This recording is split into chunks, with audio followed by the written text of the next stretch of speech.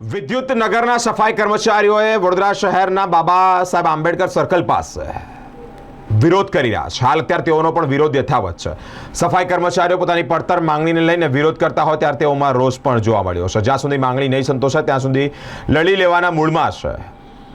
રેસ્કોસ પાસે બાબા સાહેબ આંબેડકર સર્કલ આવ્યું છે, ત્યાં જે તે લોકો ભેગા મળી અને વિરોધ કરી રહ્યા છે. MGVCLની ઓફિસ ખાતે ધરણા પ્રદર્શન કર્યું છે અને રામધૂન પણ બોલાવી છે. પડતર માંગણીઓને લઈને સફાઈ કર્મચારીઓ વિરોધ કરી રહ્યા છે. તહેવારને તાણે પણ સફાઈ કર્મચારીઓ પોતાની માંગોને લઈને વિરોધ પ્રદર્શન યથાવત.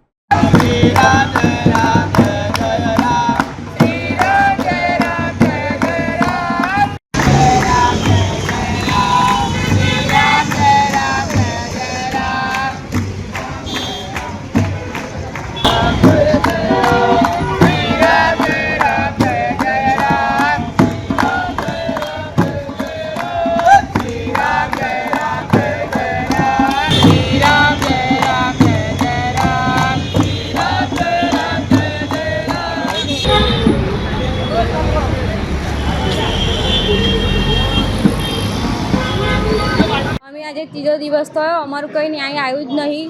આજે ત્રીજા દિવસથી અમે ભૂખ્યા તરસે અમારા છોકરાઓ છોડીને અહીંયા આગળ બેઠા છે.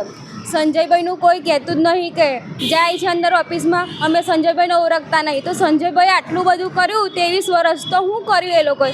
સંજયભાઈને ઓળખતા કહેતે નહીં.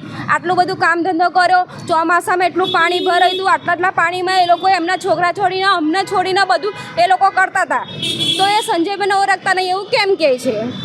ક્યાં સુધી તમે બેસો તમારી માંગ? જઈ લગીન સંજયભાઈને નહીં લઈ તઈ લગીન અમે અહીંયા જ બેસીશું. ભૂખે તરસે અમે અહીંયા જ બેસવાના છે. ધર્મિષ્ઠા સોલંકી. મારું નામ સંજય સોલંકી છે. અમે જીબીમાં કોન્ટ્રાક્ટમાં કામ કરીએ છીએ. આજે ત્રીજો દિવસ હોવા છતાં સત્તાધીશો દ્વારા કોઈ પગલાં લેવામાં આવ્યા નથી. આજે તહેવાર જેવો તહેવાર છે. મહિલાઓ એમના છોકરાઓને છોડીને અહીંયા ધરણા પર બેઠી છે. આજે એમના વિશે બી આ લોકો નથી વિચારતા. આજે અમે એક નાનકડું રામધૂનનું આયોજન કર્યું છે કે આ ઊંઘતી જે સત્તા એ છે જાગે, કે રામધૂન સાંભળીને જાગે.